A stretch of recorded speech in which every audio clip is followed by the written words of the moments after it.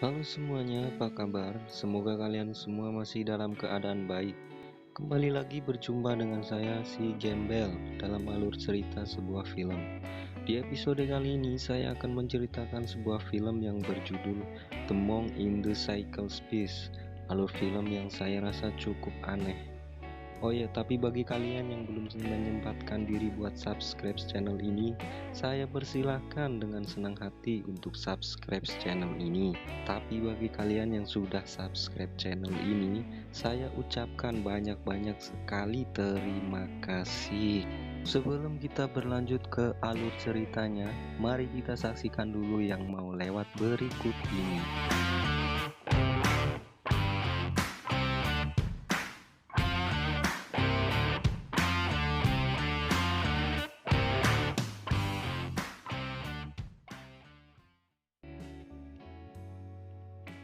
Di awal film, kita melihat tukang reparasi dengan terampil memperbaiki kunci akses. Dia menekan kata sandi dan menekan pintu untuk pergi. Tapi begitu dia keluar, dirinya kembali muncul dari pintu belakang.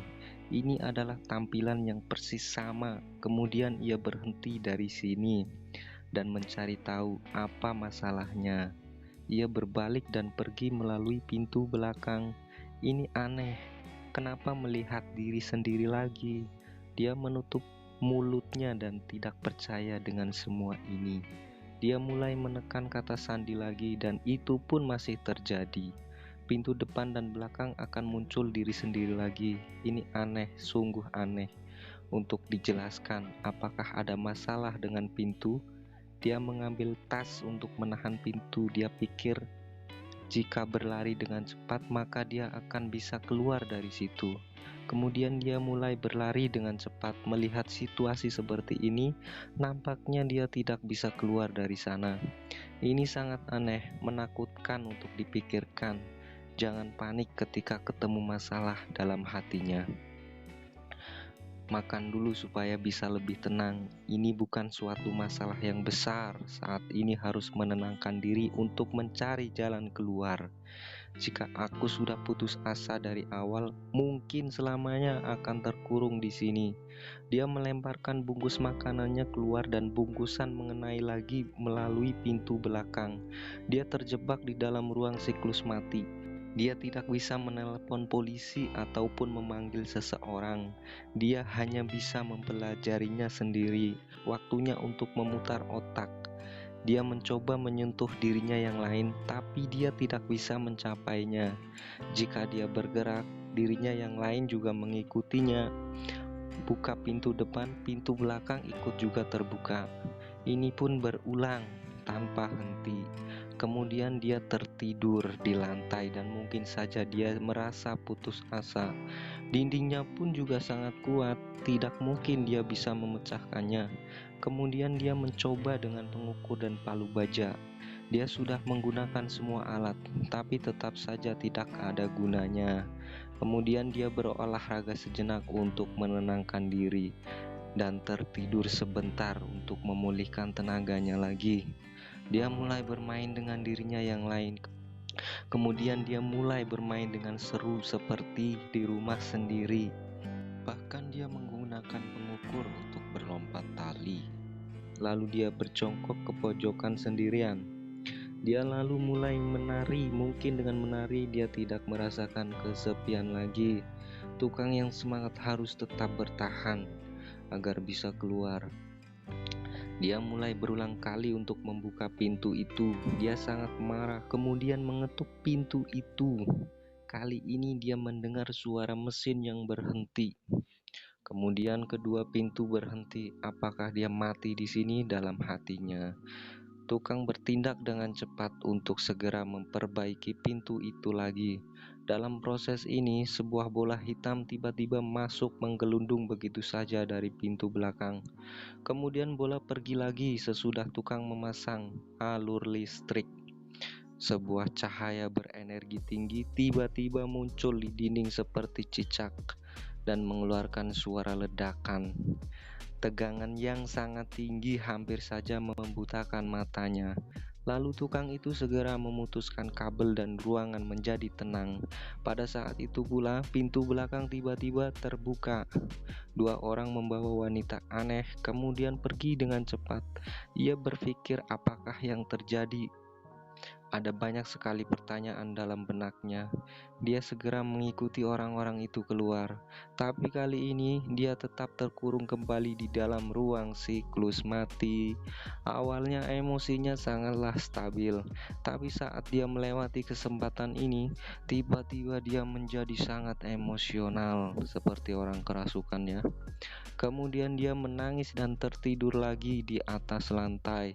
Di dalam mimpinya dia berhasil keluar dari pintu depan, tapi saat terbangun ternyata dia masih saja terkurung di dalam ruangan ini. Oh, ternyata hanya mimpi. Dia berpikir aku tidak boleh menyerah. Kemudian dia mulai melakukan meditasi, menenangkan diri dan mulai berpikir apa yang harus dilakukan. Lalu kemudian dia berjongkok di depan pintu. Sangat menakutkan jika terjebak di dalam ruangan ini sendirian.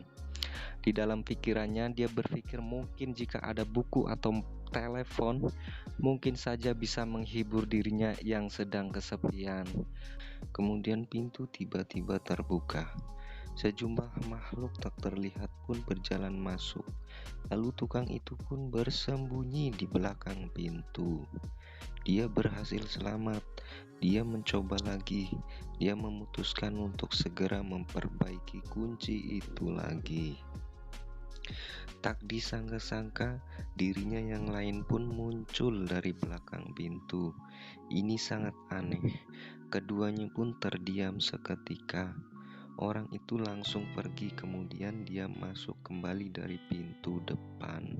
Lalu tukang mencoba menahan pintunya, dan dia ingin mencobanya untuk mengajak berbincang-bincang. Saat menahan pintu depan, maka pintu belakang pun tidak bisa dibuka. Dirinya pun tidak bisa menerima kenyataan seperti ini. Lalu seluruh badannya bergetar dan kemudian dia muntah. Setelah kondisinya membaik, keduanya pun mulai menenangkan diri. Mereka pun berdiri di sisi masing-masing. Mereka tidak banyak berbincang, tidak ada hal juga yang mungkin perlu diperbincangkan. Tak lama kemudian, tukang yang sebelumnya mulai putus asa. Dia tertidur di sudut ruang sendirian, dan yang satunya lagi mulai membuka kaos kakinya. Kemudian dia terus berpikir, adakah ide yang berani dan sangat matang? Di dalam pikirannya, keinginan seorang pria yang terampil untuk bertahan hidup pun sangat kuat. Dia memutuskan untuk merobek pakaiannya untuk mengisi tenaga. Makanan yang tersisa pun tidak dapat dibuang karena tidak bisa membuangnya. Dia menuangkannya ke celana. Dia melempar pakaiannya ke pintu depan dan mengikatnya ke kabel. Tangan kanan menarik pakaian di pintu belakang, langkah demi langkah menuju kematian. Energi tinggi pun muncul. Kemudian dia mulai menyentuh kabel untuk membuat konsleting listrik. Dia bersentuhan dan kemudian dia pingsan untuk menghentikan siklus ini. Tidak lama kemudian, ketika dirinya yang lain terbangun melihat semua ini di depannya, dia berteriak untuk meminta tolong. Dia tidak melihat cahaya dari pintu depan. Dia pergi ke pintu belakang yang gelap dan tukang yang pingsan pun akhirnya terbangun, membuka pintu depan dan melihat cahaya. Dengan usahanya sendiri, dia berharap bisa mendapatkan kehidupan yang baru, dan akhirnya film pun berakhir.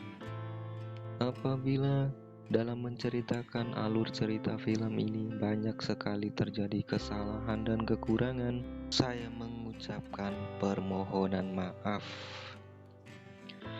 Kritik dan saran dari teman-teman semua sangatlah berarti bagi saya.